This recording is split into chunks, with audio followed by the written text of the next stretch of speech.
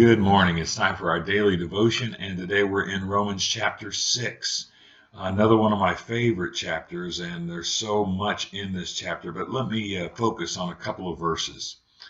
In verse 6 and 7, it says, "Knowing this, that our old self was crucified with Christ, that the body of sin might be done away with, that we should no longer be slaves to sin, for he who has died is freed from sin."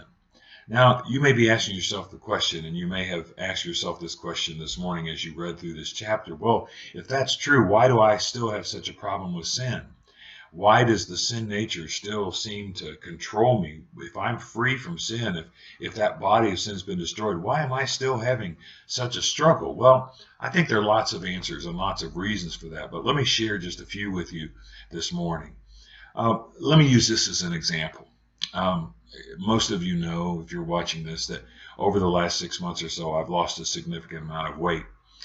And I should always be aware of that. I should always carry myself in a way that represents that. But my wife has to remind me on a fairly regular basis that I'm slumped over, that I'm kind of stooping over, that my back is bent forward, that I'm not standing up straight. That's a hangover from the fact that when I weighed quite a bit more, my body was responding to that weight. Well, that weight's no longer there, but my body is still acting as though it is.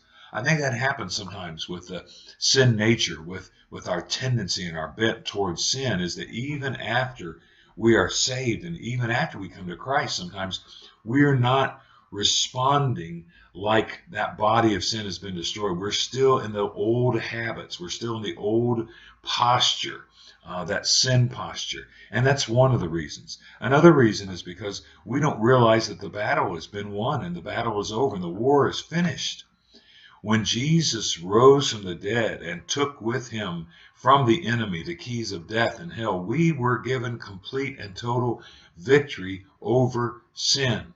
But many of us don't realize that the battle is over, that the war has been finished, that it has been won. You've probably heard stories about wars that have taken place, and after the treaties are signed and the two fighting armies go home, sometimes 5 years, sometimes 10 years after the war is over, they'll find a soldier out in the woods who's still hiding from the enemy, still trying to fight that war, still looking for an enemy to be aggressive toward. Even though there is no enemy, even though the war is done, even though the treaty's signed, the peace pact is finished. But they don't realize that the war is over. I think that's the case with us many times. We don't realize that the spiritual war has been won, and we're still trying to fight a battle that's not ours to fight. It's over.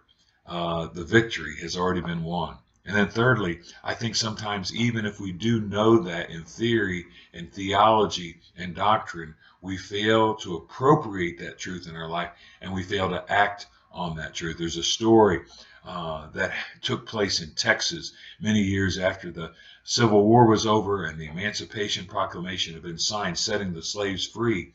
There were some slaves there who, although they were aware in some limited fashion that this had taken place, they never acted on that Emancipation Proclamation. They never acted on the fact that they had been set free, and they were still working as slaves on someone's plantation because they just didn't step out in faith and act on something that they heard was true. I think that happens to us. I think even when we know that it could be true in theory, we have failed to put it into practice by stepping out and acting on it in faith. So whether it's still that we have the posture of sin because of the burden of sin and the weight of the sin nature that we used to experience, or because we don't understand that the victory is won, or because we have just failed to act on the fact that the victory is won, all those things can keep us from the victory that Romans chapter 6 says is ours through Christ Jesus. So remember the victory today. Make it a great day. Act upon the fact that Jesus has been victorious, and make it a great day. I'll see you tomorrow.